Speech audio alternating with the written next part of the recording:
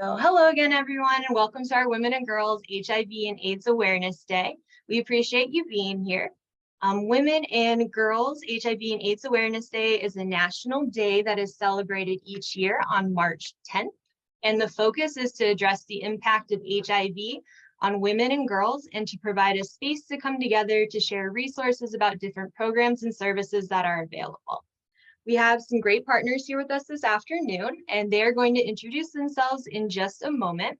Some of them provide specific services for people living with HIV, but they also have other general services that can be accessed by anyone as well.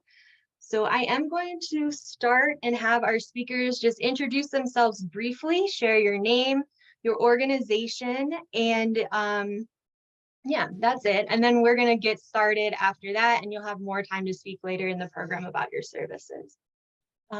So Dr. McEnany, do you want to go ahead and start? Introduce yourself? Yeah, they're not muted. Sure. So I'm Kara McEnany. I use she, her pronouns. I am a family medicine doctor and an HIV specialist, and I work at the Latterman Family Health Center in McKeesport. Thank you. Iris? Hi, I'm Iris. I'm from the Human Services Center, Mon Valley. I am the support specialist for our Supports for Success case management program. Christina? Hi, everybody. I'm Christina Huey, and I am the supervisor for our adult case management unit at Macedonia FACE. Good to be here. Nice to have you. Sam, do you want to introduce yourself? Hi, I'm Sam. I am the program assistant. I'm the intern for the Mon Valley Providers Council at the Human Services Center. So I work with Iris, Abby, and Katie. And Lori? Hi, I'm Laura Bosnack-Thompson. I'm with the Allegheny Intermediate Unit, McKeesport Family Center. I apologize, my phone is not set up, or my camera's not set up yet. That's all right. Got my new phone. Yeah, sorry. That's fine. Dwayne?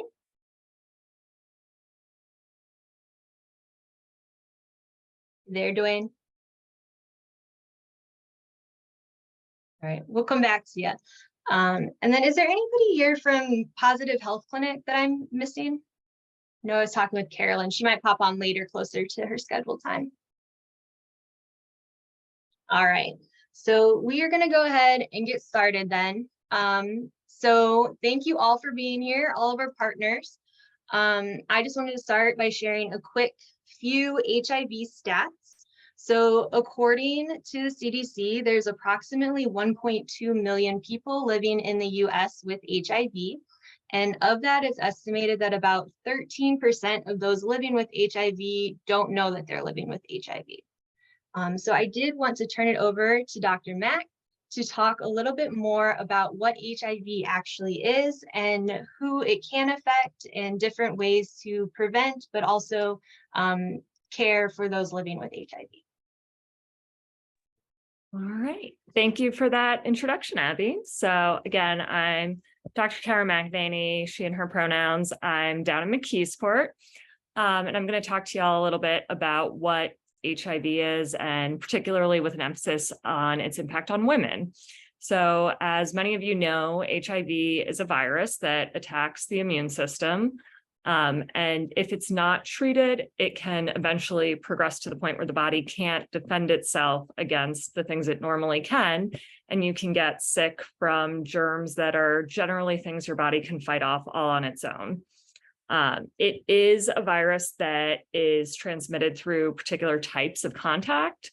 So mostly it's transmitted through sex, exchange of blood, and breastfeeding. So it is in semen and vaginal fluids, it's in rectal fluid, it's in blood, and it's in breast milk. It's very important to know where it is not. So HIV is not in anybody's saliva, it's not in anybody's tears, it's not in anybody's urine, so it can't be transmitted if someone splashed the toilet seat and didn't clean up after themselves. And it is transmitted through blood, but that other person's blood has to be introduced into your system. So if you get a splash on you or something like that, your body's actually pretty good at protecting itself from HIV. So unless you have a big open wound, if you get a splash of blood on you, you can't get it that way. There really has to be a way for the virus to get in.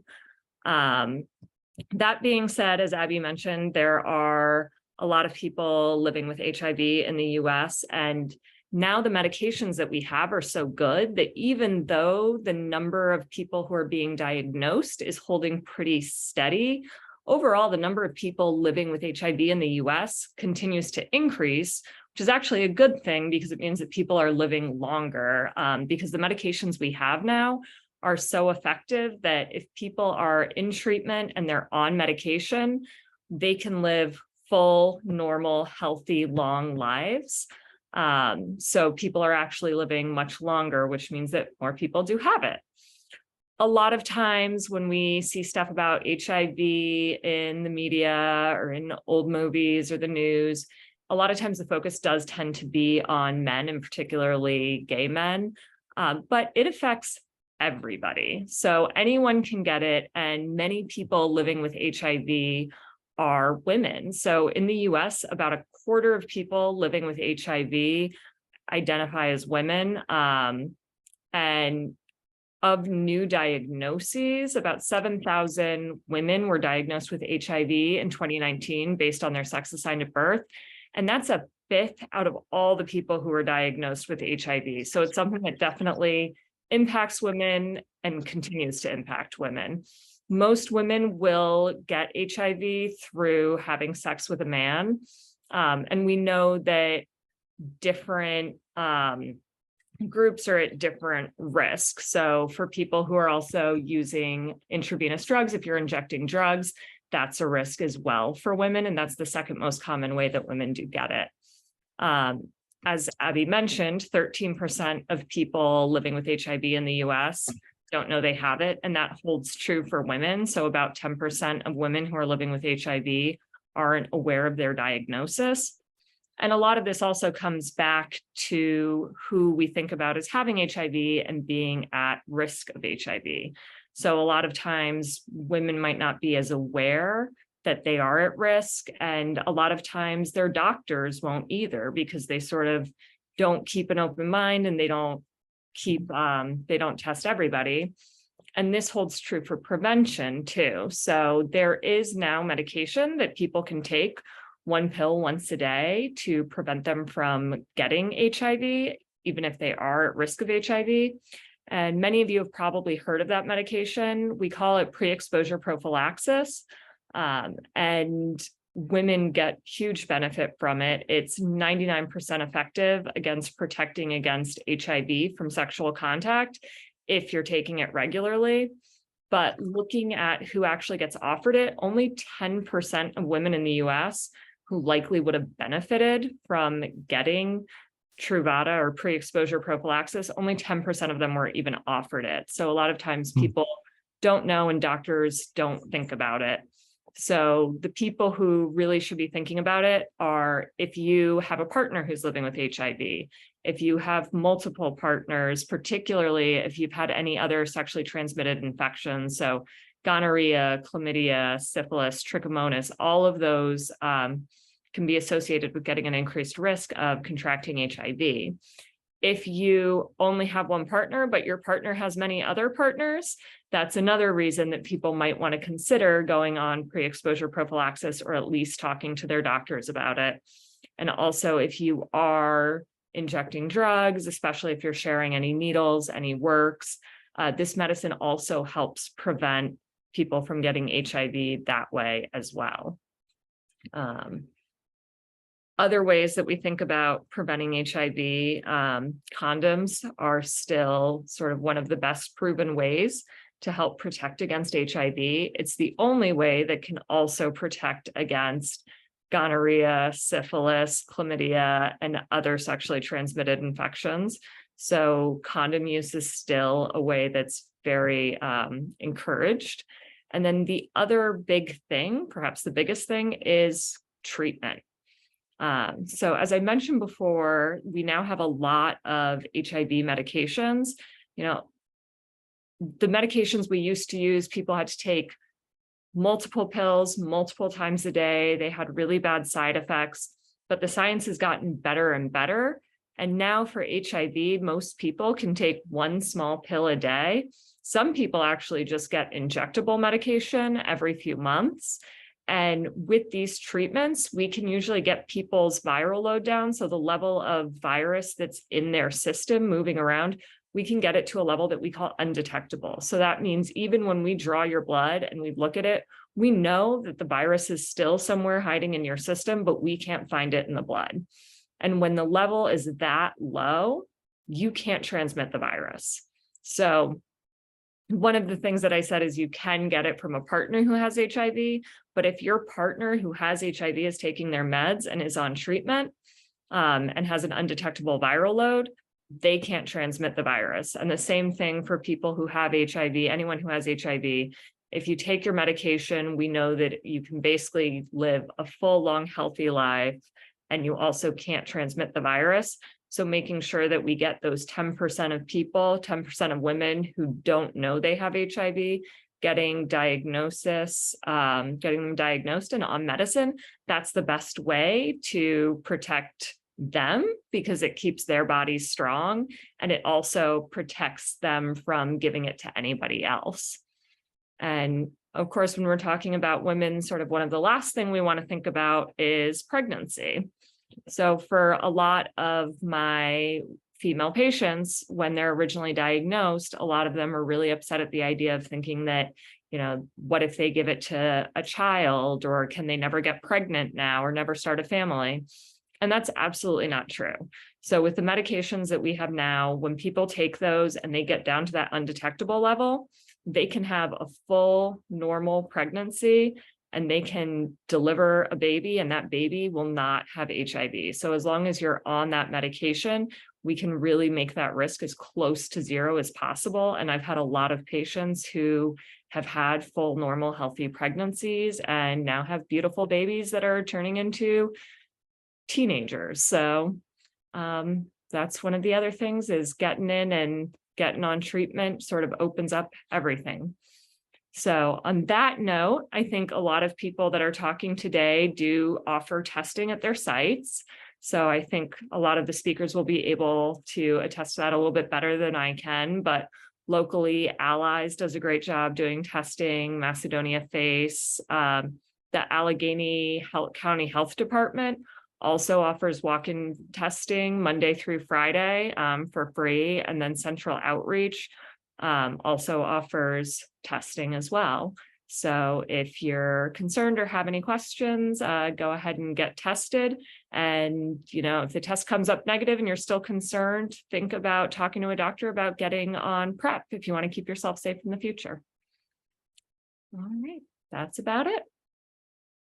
Thank you. I want to open up the floor to our participants. Does anybody have any questions that they would like to ask at this time? I have a quick question. Hi, Kara. I work with a lot of clients who have different types of insurances or who are uninsured. What is the cost like for the medications, either the PrEP or the treatment? So that's a great question, and it's sort of a twofold. So for patients who are uninsured, who are living with HIV, there are often programs. So the other place that I work, both at the Latterman Family Health Center in McKeesport, and I also work at the Pittsburgh AIDS Center for Treatment in Oakland, and I believe the Positive Health Clinic has the same kind of funding. There's federal funding through the Ryan White program that helps us see these patients and cover all of the costs of their lab work and their office visits. The state of Pennsylvania, even for patients who, no matter where they go, does have a program called the special, what is it? SPBP is the Special Pharmaceutical Benefits Package, which is Pennsylvania's version of the AIDS Drug Assistance Program. So if patients are uninsured and making less than a certain amount, they can usually turn in that application and those medications do get covered. So for people living with HIV, there are a lot of programs. If they have insurance where they're like partially insured and they still have a big copay, a lot of the manufacturers do offer sort of copay assistance programs. So that will usually get covered. For the pre-exposure prophylaxis, I will admit I am not the best at knowing exactly where to go. I know Allies does have a program, I believe, to do PrEP for uninsured, although I think there's someone from Allies on here, so correct me if I'm wrong, but last I heard that was sort of the place to go. And then many of the pharmaceutical companies, again, do have PMAP programs. So I'm forgetting my acronyms, but they do have programs where they will help pay some of the costs. Sometimes that's limited to a year or so for people without insurance, but there are sort of ways around it. And a lot of the organizations that are on here today, I think will know even better than I do. Awesome. Thank you so much. You're welcome. And I think that's actually a great segue into our next organization. So our next speaker is Mary Beth. I missed you on introductions. I'm so sorry. If you want to introduce No yourself. worries. Of course. My name is Mary Beth Wyko, and I am the Marketing and Communications Manager for Allies for Health and Wellbeing. Allies actually started life as the Pittsburgh AIDS Task Force, and we were founded in 1985. We are the oldest and largest HIV service agency in Southwestern Pennsylvania, and we serve the 11 counties that make up Southwest Pennsylvania. Our offices are located in East Liberty, and we offer primary care, HIV specialty care, including case management. We offer gynecological services, gender affirming care, and basically we are your one-stop shop for all of your medical needs, plus HIV support services if that's something that you have a need for. We do offer PrEP and PEP. PEP, in addition to pre-exposure prophylaxis, which Kara talked about so well. PEP is something that is very similar. I think it is the same pill actually, that you can take if you have been exposed to HIV, and you take it after the exposure, and it is incredibly effective at preventing you from developing HIV. So we offer that as well. Our case management services are open to anyone who is living with HIV, and that includes housing assistance. We do have a housing program. It includes transportation assistance to and from medical appointments. It includes emergency financial assistance. If a client is having issues, paying a utility bill or something like that, Allies can assist with that. And then we also offer behavioral health. We have a therapist on staff who currently is seeing our patients who are living with HIV. We are hoping to expand those services to anyone who is receiving clinical care at Allies in the future. But at the moment, we are pretty limited to just people who are living with HIV. So that is an overview of who we are and what we do. We are excited to be a growing organization. We have about 50 employees at our offices in East Liberty, and I've been with the organization since 2019, and when I started, we had about 30. So we are definitely a growing organization, and we look forward to continuing to serve Southwestern Pennsylvania and the Pittsburgh community in the ongoing fight against HIV. Thank you. So I know you guys also really pride yourself in being like a community-based and just having your clients feel like it is a community when they come in. Do you have any community events that you guys do that you all do throughout the year as well? We do. Our community health team is out in the community pretty much year round. Right now, we are testing once a week at Community Human Services in the Strip District. No, actually, we're at their food pantry in Oakland. We are testing, we've tested at Sisters Pittsburgh, we tested the Pride events. And we do have a mobile testing unit that we take out into the community, and you can find the schedule of where we're going to be at on our website, which is allieспgh.org. And I might have missed it. Do you need insurance to come and access services at Allies? We do accept most insurance at Allies. We also provide options for people who don't have insurance. We can help you get set up with the PA Medical Assistance Program. And we do also have sliding scale payments for those who are uninsured and may need assistance paying for services. Great. And question, does Allies have a walk-in option, or do you need to make an appointment? You do need to make an appointment for testing and health visits. We offer walk-in testing on Sundays only. On Sundays, we partner with Prevention Point Pittsburgh, and they host a needle exchange at our offices between, I believe, 9 and 4:30 p.m. And usually from about 11 to 4, we have walk-in testing available. Walk-in is also available at all of our mobile testing sites in the community. Anyone can attend those and get tested discreetly in our mobile testing unit. Great. Anybody else have any questions for Mary Beth at Allies? You are located out in East Liberty, is that correct? That is correct. We are at 5913 Penn Avenue in East Liberty. We're right across from Duolingo. All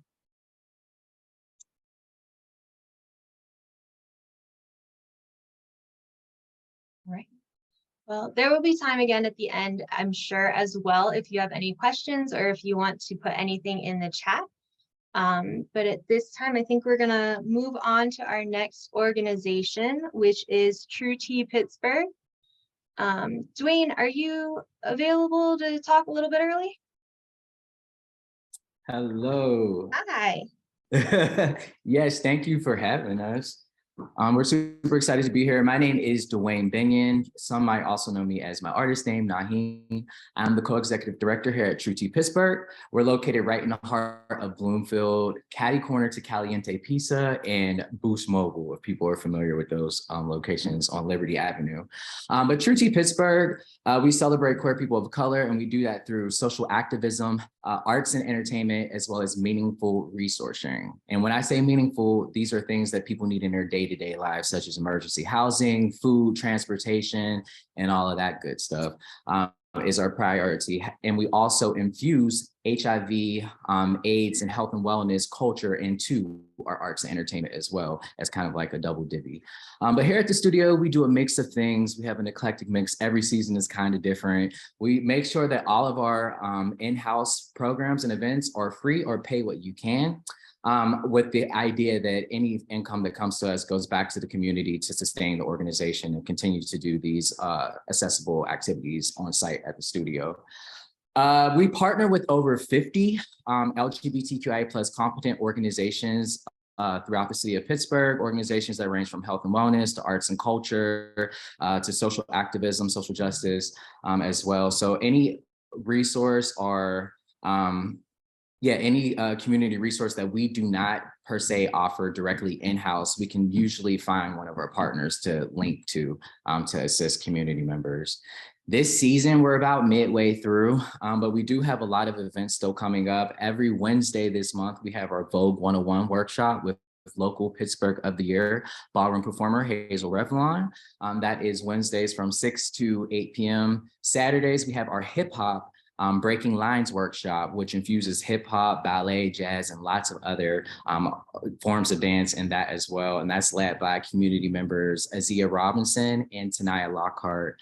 One of our ongoing reoccurring programs that happens throughout the year is our Power Hour program. And this is a safe space group for folks who may be impacted or want to learn more about HIV and or AIDS. It's literally a community it's a community. We go on field trips. We have events here in the studio and just mix and mingle and learn about each other's days. But ultimately, our big mission here at True Tea is to continue to create community and to also share opportunities for folks to see that things that you might be interested in and you might just think are hobbies or it's just fun. There are ways to make a living and profit off of it. And so we try to find that blurred line and bring that all together. And I'll stop there.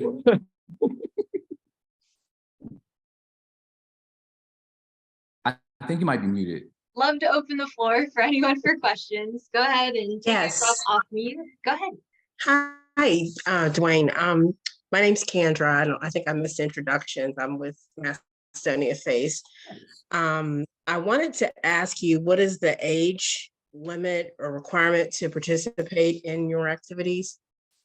Yes, so for the majority of our in-house activities, they are 18 and over. However, we do partner with other organizations that do work with more youth-based folks, such as Dreams of Hope, which roughly ranges from 14 to 18 years old for that group. But our in-house stuff is mostly 18 and over. Okay. And do you also have housing available, or you refer people to housing? Yes, so we had a housing program, an emergency housing program that we started in 2019 called Option U for trans and or non-binary individuals. Unfortunately, due to limitations around funding, the program had to come to an end this past December. But right now, we link folks through our partners. So we have a relationship with Trans Uniting and Proud Haven, and they can do emergency housing for trans and or non-binary individuals. Central Wellness Outreach Center also has opportunities for housing for folks who are impacted by AIDS or HIV. And then we get creative with community partners. So we've made friends with our landlords and other folks throughout the community to also be able to find affordable housing for individuals. Thank you. Yes, thank you. Hi, I have a question. Hi, Dwayne. How are you? Good to see you. I had a quick question that I don't think I've asked. So around your creative spaces and opportunities for people who want to be creative, do you help with like supplies or anything like that? So if somebody has something they want to express and they want to be able to use their creative gifts, but they don't necessarily have the supplies, do you provide support with that or no? Yes, depending on, I guess, the project or idea, but yes, we do allow folks to have access to the resources we have on site. So we do have green screens, we have a few cameras as well. We currently actually have an artist in residency, Malcolm Williams, who is the founder of Willie G's Fashion. So he's taken over our whole back area for over a year now, and has been developing his newest designs for his fashion show, as well as teaching community members how to sew and things of that nature. So we do try to partner with different individuals in the community that have skills that we don't, that they can educate others around. And if we do have those resources available, folks are more than welcome to access those as well. Okay, great. Thank you. Welcome.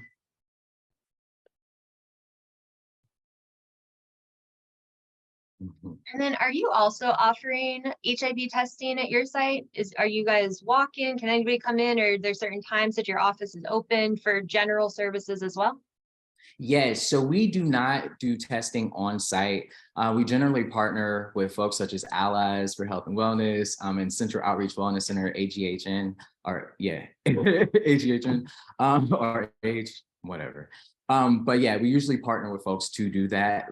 Individuals can walk into us and we can refer folks to other organizations, and or we often have community health and wellness days where we invite partners to come on site to do testing as well here. Great. I do want to throw out there some of the upcoming larger events that we have.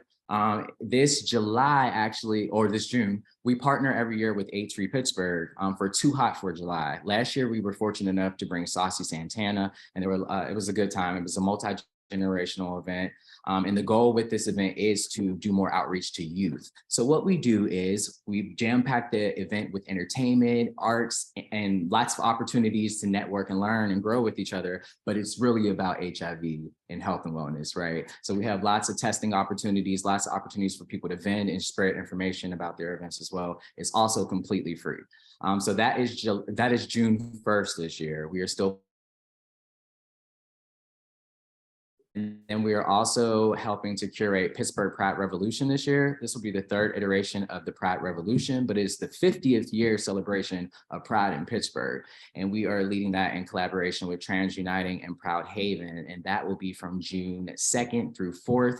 We are still finalizing headliners for that as well. But the lineup right now is very similar to last year, where there will be performances outside in the park, the parade on Saturday, and everything is completely free for that as well to attend. Both of those events have been really awesome in the past. So if you do have a chance to get out, they're really fun. Thank you. Yeah. Any other questions for True Tea Pittsburgh?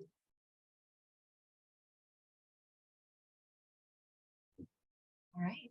Well, I think we are going to go ahead. Thank you for being with us, Dwayne. And I think we're going to move on to the Positive Health Clinic. So Carolyn, yeah, there you are. Do you want to introduce yourself and tell us about your organization?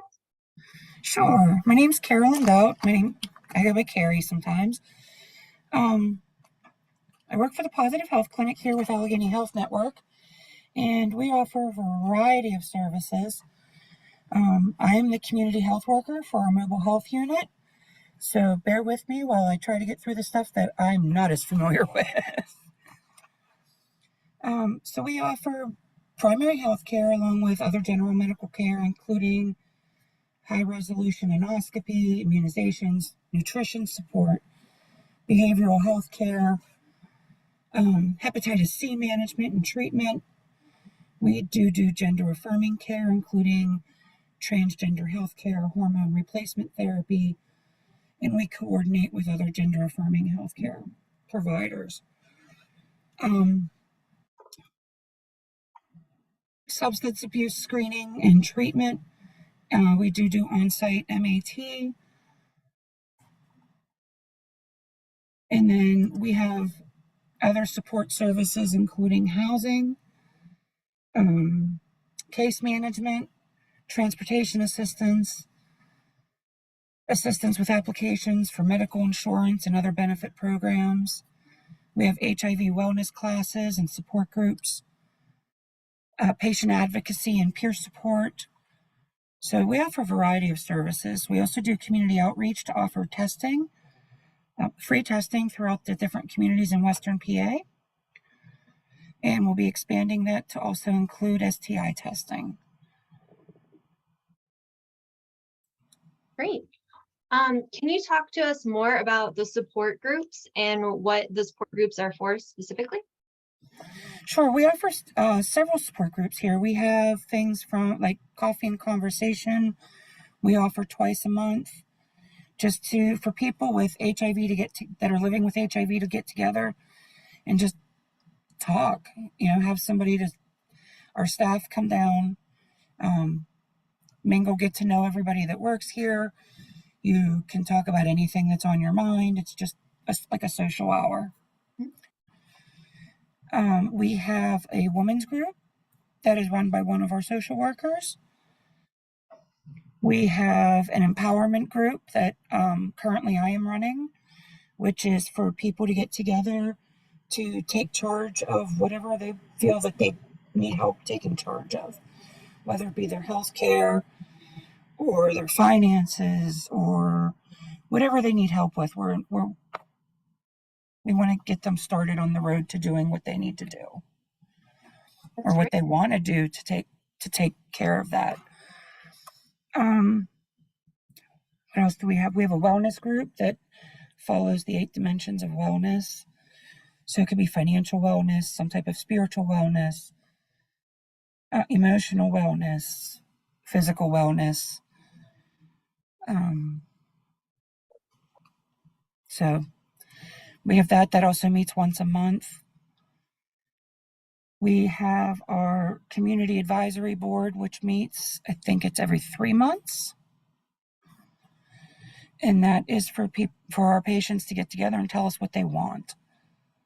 Mm-hmm. What do they want to see us do? What can we do to be better?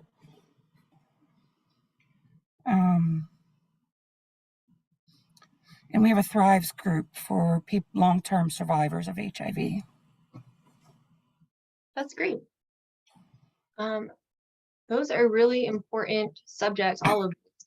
And just general support groups, I think, are something that not everyone is aware exists in the community. So I think sharing that and how would one how would one connect with you to become part of one of those support groups? So all our support groups are for patients of ours. Okay. So it would have to be somebody that is a patient through the Positive Health Clinic. Okay.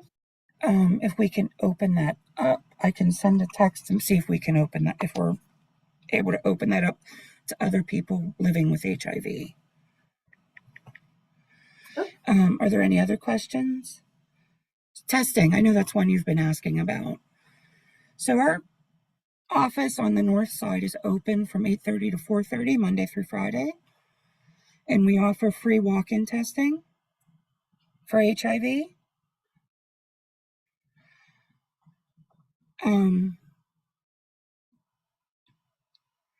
We also do testing out in the communities. So every Thursday we hit a different community, and it is on Big Berg, PA, or bigberg.com, where our communities are that we go to. We go to McKees Rocks the first Thursday of every month and do just for 3 hours. We sit there and offer free HIV and Hep C testing. And then if anybody comes back positive, we do the appropriate referrals based on their situation. The second Thursday of every month, right now we're in Natrona Heights and we're looking at moving that location. And then the third Thursday of every month, we are in Sharpsburg at the Dancing Gnome Brewery. And the fourth Thursday of every month, we are in Millvale at the Family Dollar. Thank you. I know that the Positive Health Clinic is under the umbrella of the Center for Inclusion Health. And I know Yes. there's some other programs that exist as well under that umbrella. Would you be able to talk a little bit about those programs as well? I can talk a little bit about those programs. All right. We have the Center for Recovery Medicine, which basically is very similar to the Positive Health Center, but for patients dealing with addiction, substance use disorder.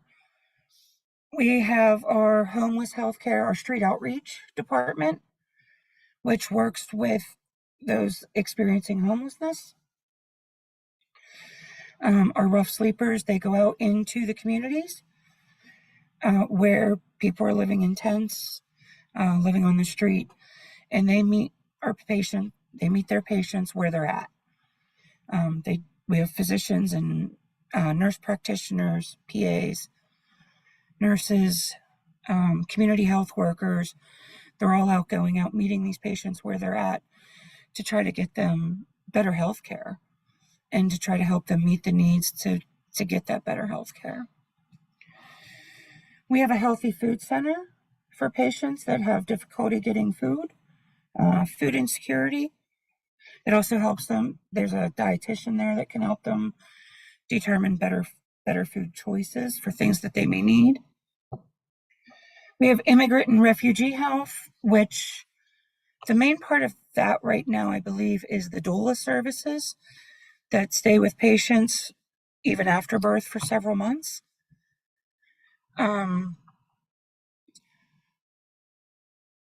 We have a transgender program we have a community health worker that helps patients connect with gender affirming care.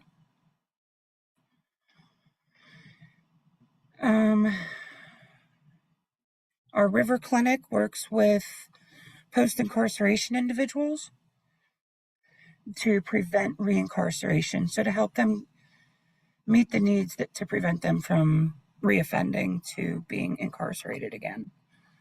Mm-hmm. And they work primarily with the Allegheny County Jail with those patients.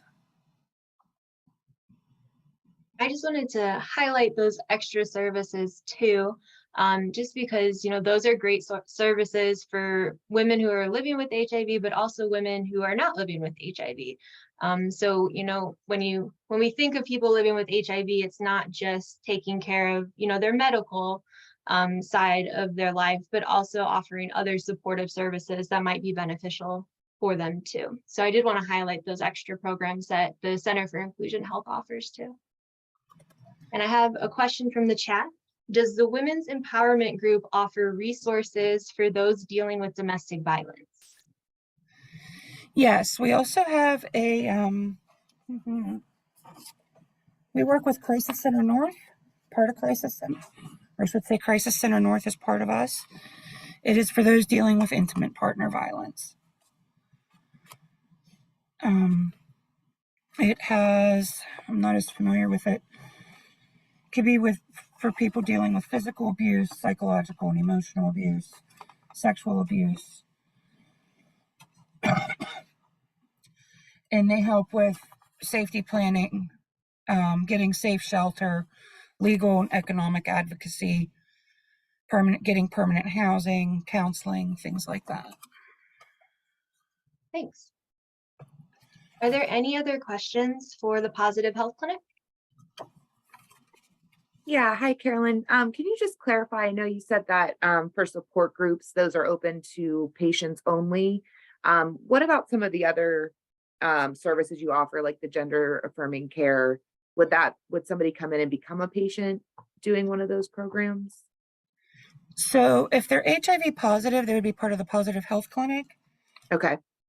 To get that, but there are our gender affirming care. We have a transgender program through AHN.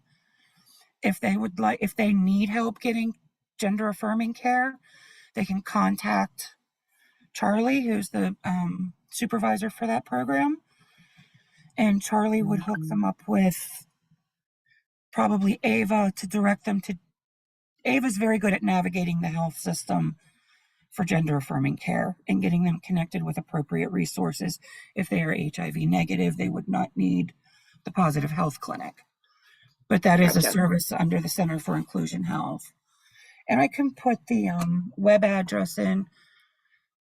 So even if you just Google the Center for Inclusion Health, we have a web page that'll come up with all of the different services that the Center for Inclusion Health offers.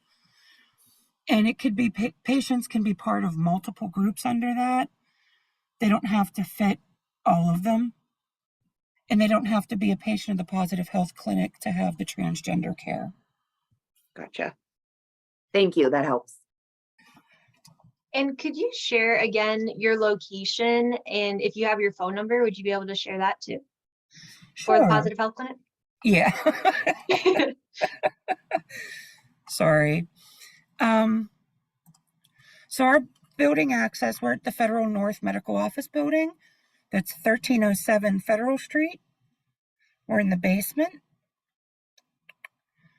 It's in Pittsburgh, 15212, so it's on the north side. The phone number for the Positive Health Clinic is 412-359-3360.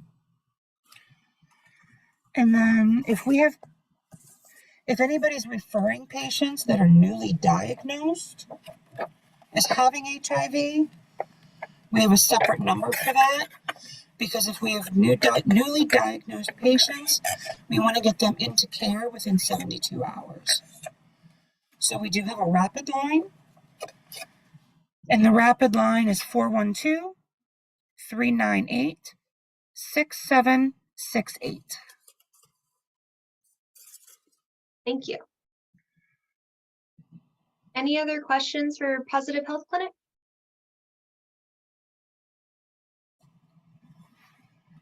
All right. Thank you very much, Carolyn. We appreciate it. Thank you.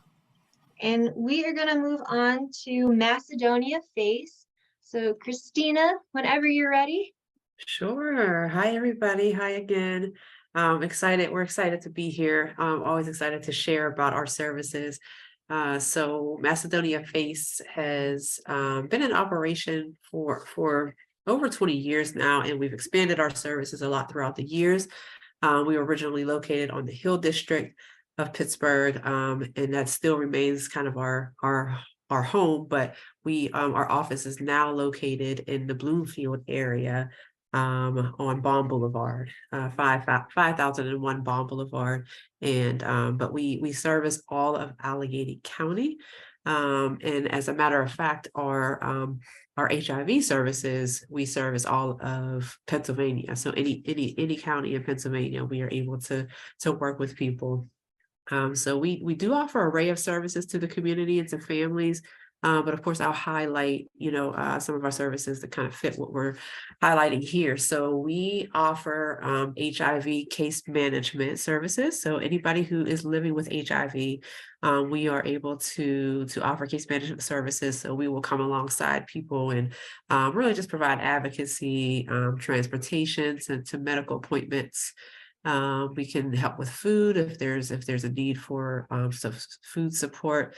And we also just want to make sure that clients are connected even socially and have that holistic care and connection.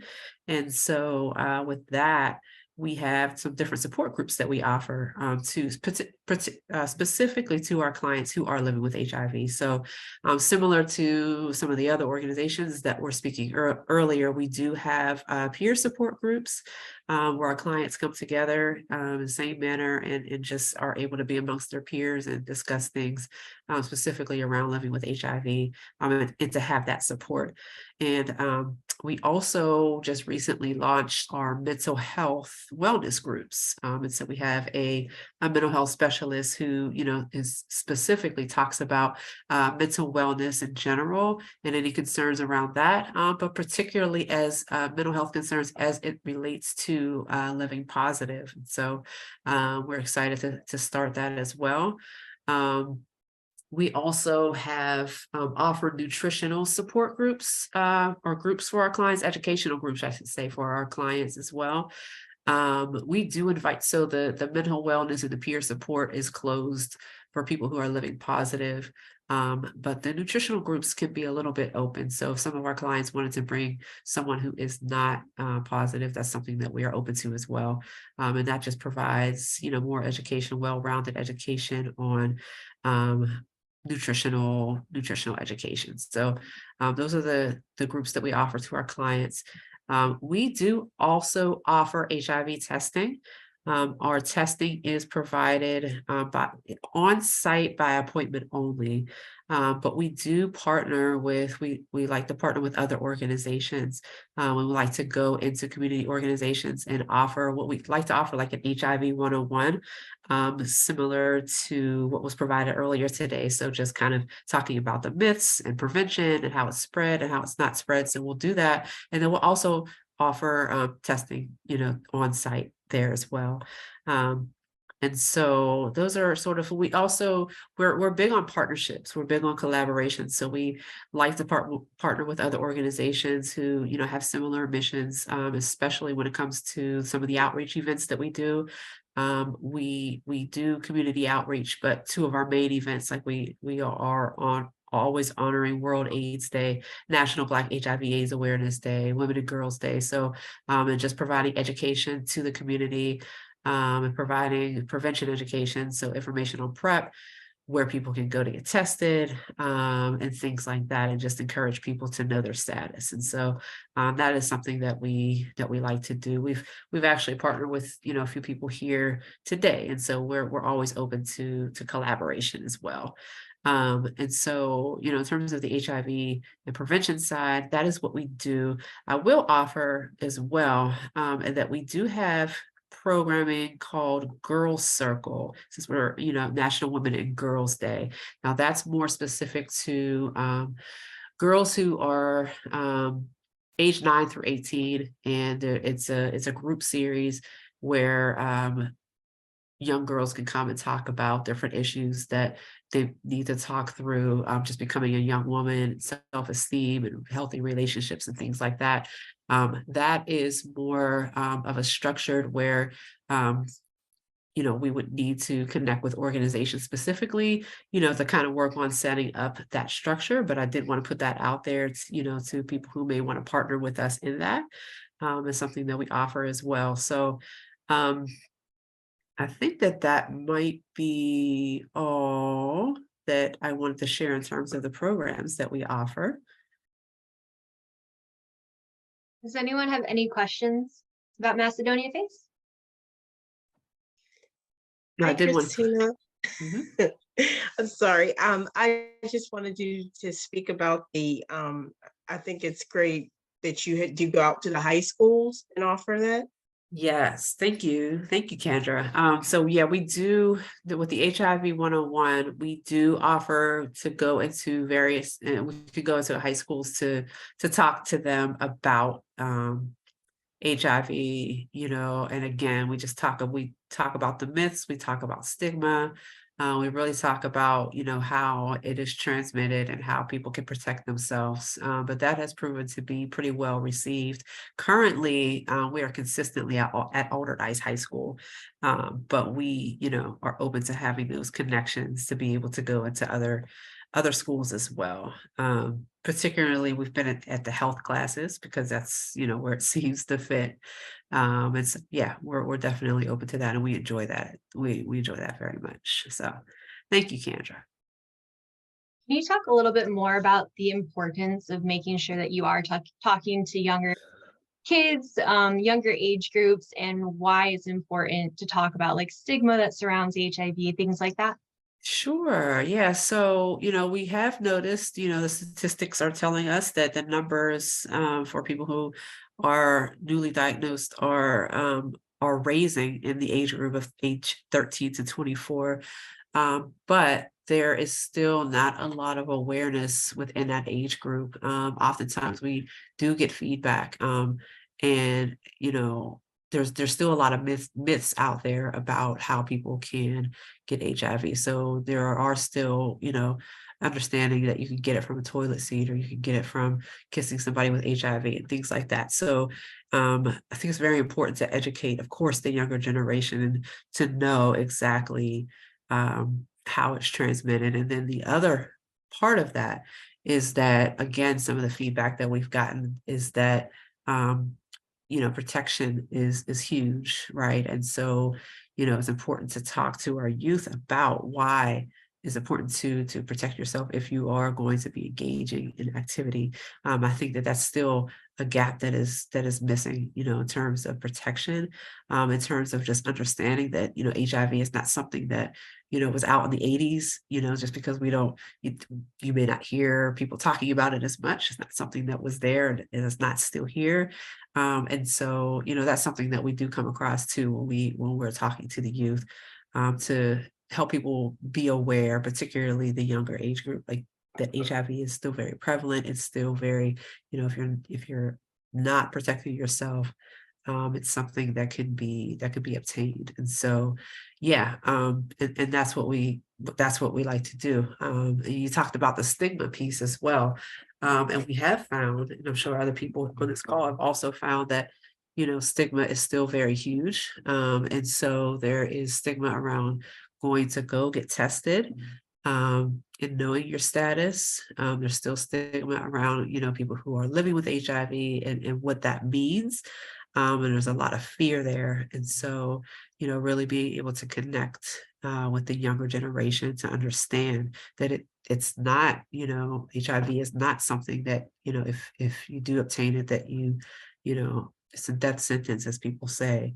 That is still livable, but it's also very important to, not engage in risky behaviors and multiple partners without, having that knowledge and knowing, the best way to protect yourself. So yeah, I just, just to speak to that, I just think that, more awareness is definitely needed in all of those areas. So, and youth have been very responsive, in terms of when we finish our presentations, we do get a difference. We have like a pre and post test, and we do get a difference, where people, the things that people did know about HIV and then come away learning a little bit more about it, and then able to even talk to their friends and to their peers about what they've known and what they've learned, so they can encourage each other to know their status and to get tested. So yeah, hope that answers your question. That was great. Thank you. Okay, sure. Any other questions for Macedonia Faith? I did put you- our information in the chat, just if anybody wanted to connect on any of those things that I talked about. Thank you so much. All right. And then we are going to move on. I have on the agenda supports for success, but we are also going to hear from the Mon Valley Providers Council as well. So I think, Sam, do you want to start? Yeah, I can go first. So the thing that I just wanted to share, so the Mon Valley Providers Council, we have 4 different working groups. The working group on health would probably be most relevant as far as the HIV/AIDS information today, but our working group on employment and training is actually hosting an event coming up. So I just wanted to share that with you guys. If anyone on the call today is interested, or if you have any clients who might be interested, I can put the flyer in the chat. But we're partnering with Dress for Success, and the event's going to be at Auberly on Thursday, March 30th from 12 to 2. So it's going to be like a clothing and resource kind of job fair sort of thing. So people can come and get like work clothing for their interviews, jobs, things like that. And then we'll have some tables set up. So the food bank will be there to help with SNAP applications. And then we'll also have CCAC, Goodwill, PA CareerLink, and Women for a Healthy Environment.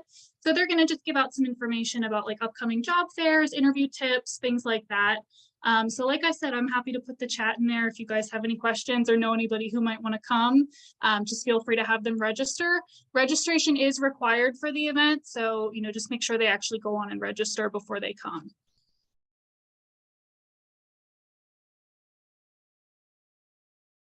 Any questions about that upcoming event? I think it's going to be a great event. Dress for Success is going to be there, and I think just general workforce.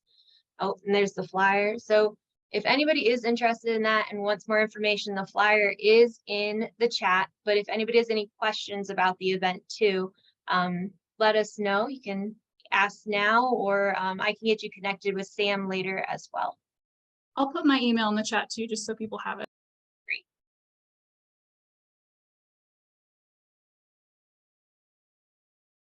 And then with that, I think we're going to segue into supports for success. So Iris, do you want to go ahead and talk about that program and what it is? Yep, absolutely. So I'm Iris. I'm from the Human Services Center, Mon Valley as well. I'm the support specialist for our Supports for Success program. The Supports for Success is a program for adults 18 years and older who are working toward financial stability and self-sufficiency through employment, education, and/or training, and financial goals. We provide one-on-one coaching and guidance, resources and referrals that assist with overcoming obstacles, addressing basic needs, and helping participants successfully achieve their goals. We assist with goal planning by focusing on strengths and resources to develop an individualized goal and action plan. We assist with budgeting and credit counseling by working with our participants to develop and utilize a monthly budget, discuss ways to improve their budget, and link to basic needs resources. Once a participant is ready, we work on savings goals, improve credit, working on improving credit, and we've even worked with participants on achieving homeownership goals. We assist with education, training, and employment supports by helping them develop a resume, job search assistance and referrals, or linking to education and/or training programs that relate to their employment goals. We provide other employment supports, such as assisting with obtaining their clearances for work, or getting a photo ID, or renewing their photo ID or driver's license. And in some cases, we've helped with reinstatement fees so that people can get their license back. We help with work attire and some transportation assistance for work purposes and other purposes as well. On a regular basis, we share and provide referrals and information about community resources, programs, events, webinars, and services that are in the community that will help address ongoing needs and make goal attainment more successful for our participants. For eligibility purposes, participants must reside in the Mon Valley of Allegheny County, must meet the income eligibility requirement, which is 200% or less of the federal poverty limit based on their household size. Our participants must have an employment, training, and or education goal that they're actively working toward. And then participants should also be motivated and willing to share and meet with me to review their goals, discuss their progress, and work on budgeting and other financial goals.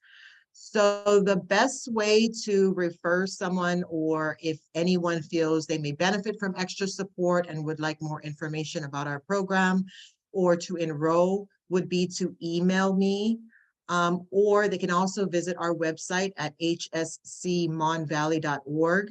And then under the community programs, they'll see supports for success. And then there's an interest form link in that on that webpage. So I'm going to also post, I'm going to include all my information in the chat.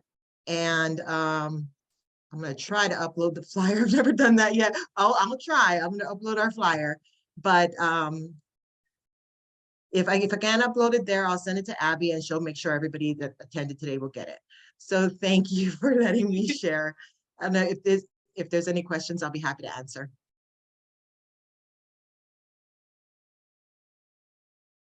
So Iris, I know your program focuses on self-sufficiency. Can you tell me why you think self-sufficiency is so important, especially for women? Well, a lot of our participants are single moms, and when they're single moms, they face a lot of barriers, and financial barriers are a huge one. So I think one of the main things that our participants, I think when I work with participants, is to help them, empower them to recognize what their potential is and that they can achieve their goals. Self-sufficiency is important to them, is what it is. All the participants that I speak with, they say they want financial freedom. They just need somebody to help them. They need the guidance and the support. And oftentimes they just want to be okay. And they want to make sure that their children are okay. And that I hear moms always say that they want to provide resources for their children, and they want to make sure their children is successful in their future. Does anyone have any other questions for Iris or Sam? Well, Supports for Success is a great program. So if you are interested in learning more about it, Iris is going to put at least your email address into the chat for you. And then I will make sure that the flyer goes out as well for Supports for Success. Thank you. And then next up, we have the AIU McKeesport Family Center. Lori, you there to talk about the Family Center? Yes, ma'am. Am I the last one? Am I the last speaker? No, we've got one more organization after you. Okay, so I'll cut my thing in half, because I can talk long. All right, Laura Bosnack Thompson. I'm the site director for the Allegheny Intermediate Unit. We're located in McKeesport in the Wander Building, 339, second floor. We are a free volunteer program that services families in the McKeesport and surrounding area that have children 0 to 18. So surrounding area, we go out to like South Allegheny School District area because there's no family center or supportive services. So that's like Glassport, Liberty Borough, Portview. We also go out to Elizabeth as well because there's no services out there. So we extend to that. We offer home visiting services. Those are specifically for families that have children 0 to 5 and women that are expecting a baby. So we use an evidence-based curriculum called Parents as Teachers. So that program provides the families, the parents with child development knowledge, support. We also do developmental assessments with the children to see if they have any delays. That way we can get them identified and referred to an early intervention program. Again, our target is for school readiness, for the child to enter kindergarten and be successful in school. That first start we get them. We also have parent support groups.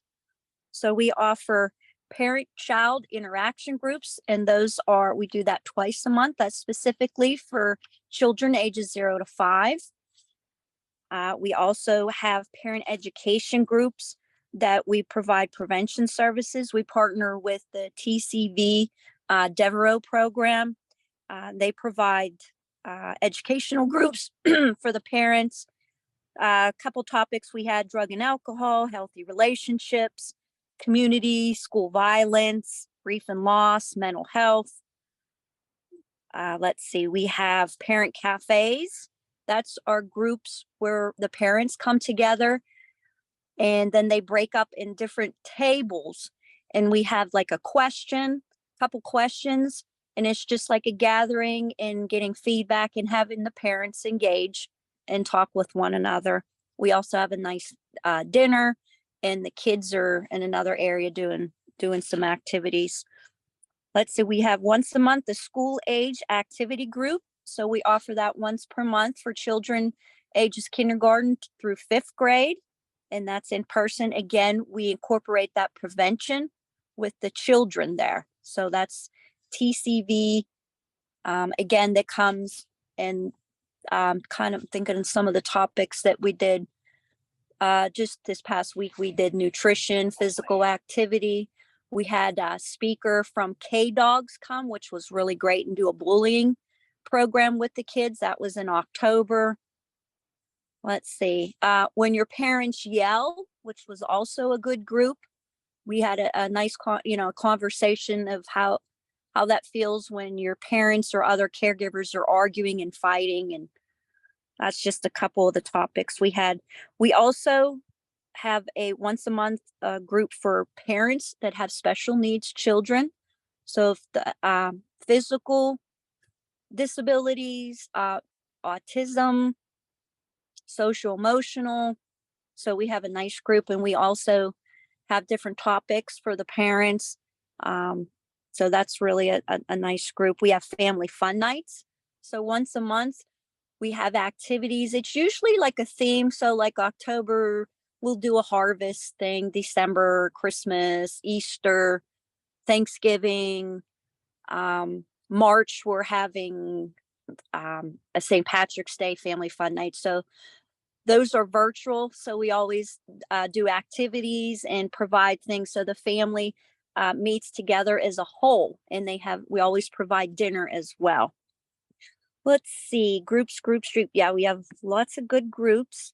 We are a formula bank. So I think there's 4 formula banks that are in the area: Homewood, Highlands, that's Tarentum area, Irwin, and I want to say Providence, but I could be wrong. Homewood, Providence, and Hilltop. Thank you. I was going to say if my staff were on, if somebody could help me out.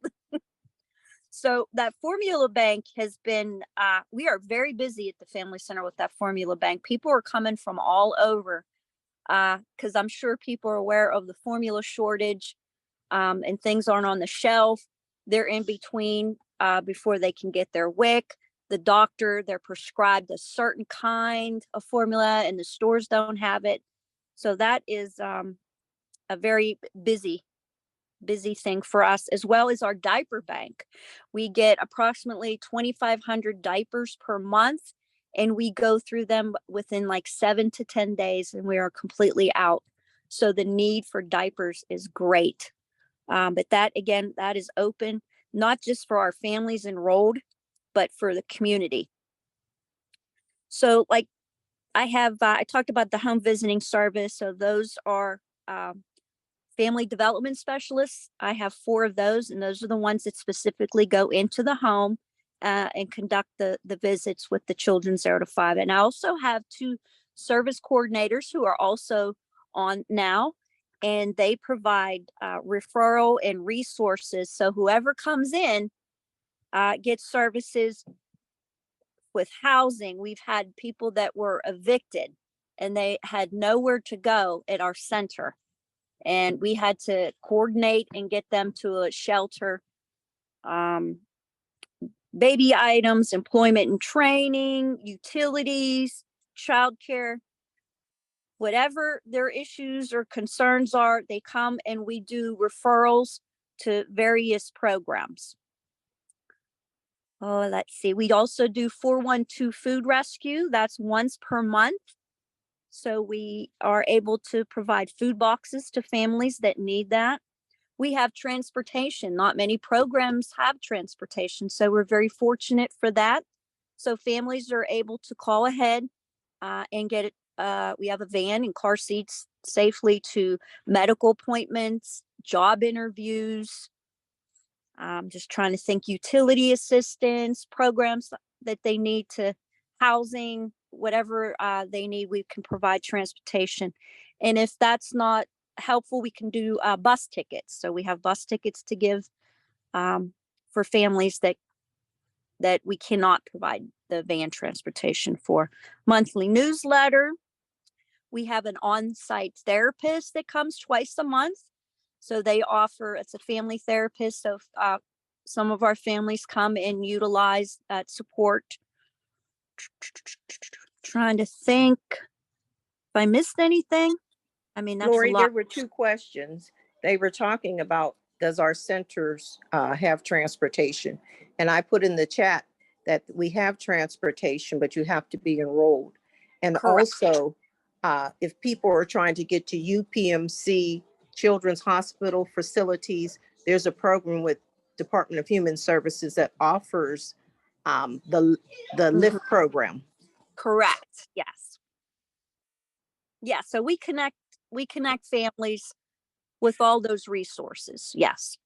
So And Lori, also, did you tell them to about the answer- car seats? We're also a distribution site, but that's through the county. That's there's like a referral process for that, for car seats and pack and plays. Yes. Okay, Lori, and to answer the other question someone had put out there, we don't offer parenting classes all the time, but the Duquesne Family Support Center, when we Right. call and ask them to take over, if someone really needs a parenting class, they will do it. And it's also certificate, they'll get a certificate too. Yes. Yep. Connect them. And then we also we partner with the POWER program with drug and alcohol. So if any families come in that have that struggle with the drug and alcohol, we can make that referral to that and get that support. We have 2 family centers that already have an OUD SUD grant. So they have the families in recovery programs, so that we can refer them to that. We also do screenings for IPV, depression, and drug and alcohol. So we have that referral and resources for the IPV, domestic violence, and all that. So, and we have a lot going on. Yeah. Then our centers Wow. are Clairton, Duquesne, East Allegheny, Highlands, Still Valley, Stowe Rocks, Penn Hills, Wilkinsburg. So we have 10 family centers Carnegie. under AID. Duquesne, yeah. Mm-hmm. Don't forget about our parent cafe. It can also be used as a certificate if it's court order for them to do. They come to our parent cafe. It's 8 weeks long, I believe, 6 to 8 week longs, but you must attend all 8 weeks of the parent The cafe in ACT, order to that's receive. the ACT program. Yes. Yeah, the ACT program. We also, we have centers that do the ACT program. And again, like Yvonne said, that they will provide a certificate. So that's like a parenting class. Mm-hmm. And then families can drop in. They can use our computers. They can use our copier, phone. So we also have drop-in service if they want to come and play. If they want to bring the kids and come and play, we have a nice big play area. We have bikes and balls and hula hoops and an infant, toddler, and preschool area. We also just received a $5,000 grant from Chase Bank through WQED. So I'm getting together a passive learning space So I'm going to set up a space specifically with kindergarten readiness activities. So families will be able to drop in and come into this area with the children ages 3 to 5. That's awesome. That's a lot. Yes. I want to open the floor. I think we answered the questions in the chat, but does anybody else have questions about the AIU McKeesport Family Center?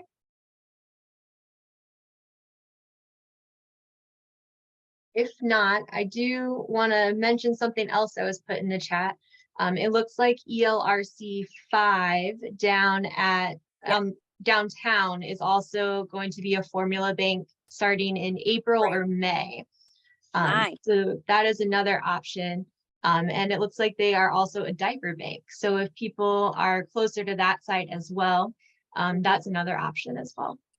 And can I mention also, I'm sorry, you guys, if you are a part of the diaper bank, if they do have formula too that you can utilize and order, if you're not nowhere near one of the diaper banks that are in the area, they do provide that as a service if you ask and if you order it. So they do have formula. So they try to gear to the people that are further away and don't have easy access, like, you know, some people do where we're at, because we get a lot of referrals. But just the FYI to let you know, the diaper bank, if you're a part of that diaper distribution, absolutely reach out for formula if your families are in need and they can't get to one of us, you know what I'm saying, one of our centers. So Yeah, we have a little bit of formula, not a lot, but yeah, but we're looking forward to it in April and May being a true formula bank. So yeah, we've been sharing our formula and diapers with families as they come in. I just wanted to share that with everybody on at the table. Thank you. All right, well, thank you so much for sharing all of that information. It's a ton. If you have any flyers that nicely advertise like all of the services you offer, if you want to send that my way, I'd be happy to send that out as well. We have, brochures. Yes. Yes. I can do that. Thank you. Perfect. Yeah, thank you. And then our final organization for the night is Project Silk. Chaz, you're here. I think we missed you during introduction. So if you want to introduce yourself and then let us know what your program offers. Good evening, everybody. Thank you, everyone who participated and gave such encouraging information about services being offered. I'm Chas Cheatham. I'm the new program manager for Project Silk Pittsburgh. So I'll just get right into it since I have a condensed version. So Project Silk provides a safe, healthy, supportive community environment for LGBTQIA youth of color to grow, celebrate, and express themselves. Project Silk is committed to member-driven structures and offers unique pathways to service delivery on site at our Youth Drop-In Center, where we provide rapid HIV testing to increase knowledge of undiagnosed infections. We implement behavioral interventions related to positive adult identity development and sexual health education. We have skills-based programming for youth to actualize their goals and linkage to medical care and ancillary services to promote overall wellness within HIV positives, as well as high-risk negative communities. And we utilize creativity a lot to reach our goals at Project Silk. We have, as I mentioned, we're an early intervention service. All of our program is surrounding stopping HIV and preventions and interventions on high-risk behavior and finding folks who are undiagnosed and getting them linked care. And so Project Silk recently celebrated 10 years of service, which is amazing. And so right now we're going through a sort of reinvention and reboot. And I would like to encourage all of you all to follow us on our social media, Silk Pittsburgh on IG and on Facebook. But right now we're placing a really high emphasis on healing and mental health. And so right now we're doing a partnership with a service called Vision Towards Peace Counseling Services, which is located in Pittsburgh, Pennsylvania. And it is owned by a woman woman of color, and she has a staff that is largely people of color offering services to the LGBTQIA community through Project Silk and also through our social media. So we have an ongoing conversation with a licensed therapist, and we're discussing issues, general issues around LGBTQIA identity, gender, and even going deeper into mental health. Traditionally, Project Silk has been known for using creative means, everything from ballroom to art therapy to music to workshopping and going live. And we're going to continue to do a lot of those things in the next 10 years. And I'll stop there. If anyone has any questions, maybe some of the things I would say will be covered. Did you mention which age group you were working with? You know what, I may not have. Our age group is 13, so we service Black and Latino people of color, ages 13 to 29. And the way that we are servicing our youth and young adults is Mondays and Wednesdays are for the age group 13 to 19, and Tuesdays and Thursdays are for the 20 to 29 age group. And so we want to continue to provide a safe space and create boundaries for adults to be able to adult and youth to be able to be children, you know? Thank you.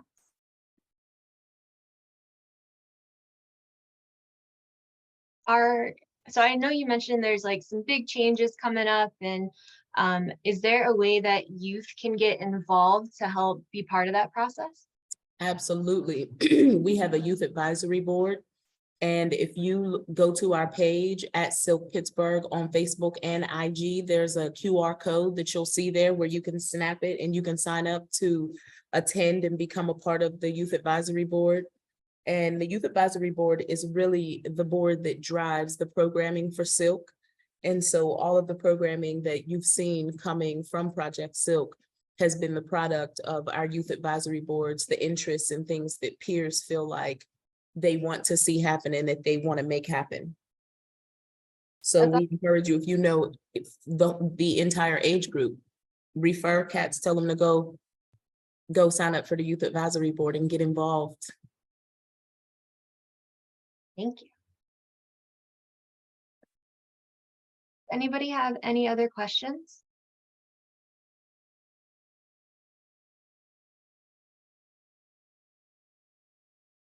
So I know it is a youth drop-in space. What type of programming specifically are you offering when people do drop in during the youth hours or during the young adult hours?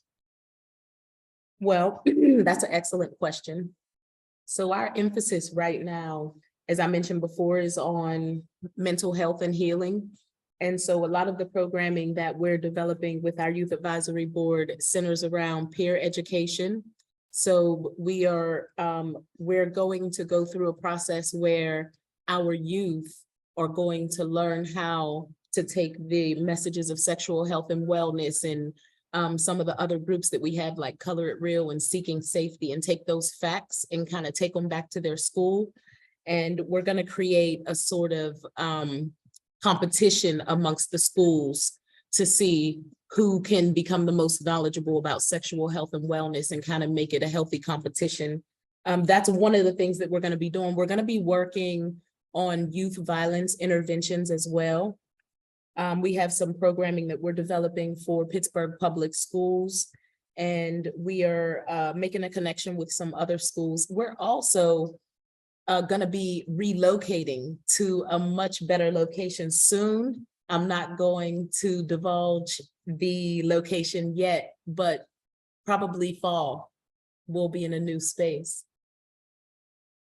You're in the building with us and everybody's leaving the building. Y'all better come on. Get your laptop and run. No, I'm playing. We have left the building. Yes, yes. I have a question for everyone who has spoke. Are you guys noticing a big deal of trafficking coming in the Mon Valley area?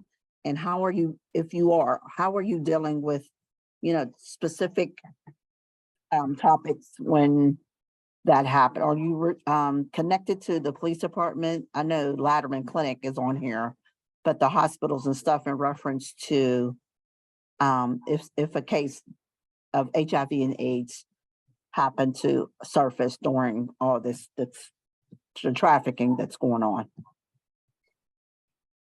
I don't know if that made sense what I asked, but I think, are you asking if anyone has seen an increase in human trafficking or sex trafficking?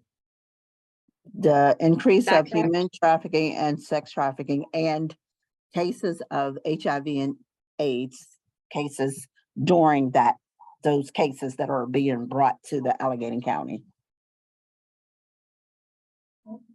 I can't speak to that, but if anybody would like to jump in on that, that would be helpful. That might be something that we are not super familiar with or aren't prepared to talk about today. But if anybody is, please do share.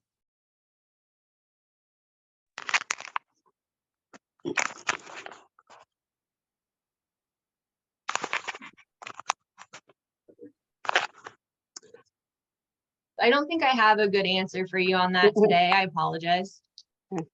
That's okay. I just was wondering because I know there's a lot of trafficking cases going on and the children are coming from different areas. And I know they have popped up at the hospitals in the Mon Valley. And I was just wondering, if any agency was contacted to, just in case there were cases. I was just wondering if there was a connection with the hospitals with all that. That's all, nothing specific. Hi, this is Ann Williams from the McKeesport Family Center. Hi, everybody. I would just like to say that I'm really grateful and thankful to hear all the areas, that are opened up to address our situations and, just the knowledge and the open doors that you guys have presented this evening. I just like to thank everybody, very knowledgeable, and if we could get flyers or whatever, that would be nice. But thank you very much. You're welcome. I did want to go back. Chaz, did you have anything else that you wanted to share about Project Silk before we wrap up? No, just if you all know any youth who are allies, who want to get involved, who are interested in becoming leaders, who are interested in educating their peers about sexual health and wellness, send them our way. Follow us at Silk Pittsburgh. We have a couple of QR codes that'll lead to sign-up sheets. We'll reach out to the youth and bring them in. We have lots of fun. Let's do something powerful. Thank you. So thank you all for being here tonight. It is 5 o'clock, so we are going to wrap up. I want to say thank you again to our speakers. There was some really great information shared today. Thank you all for coming and for showing interest in this topic because it is an important topic.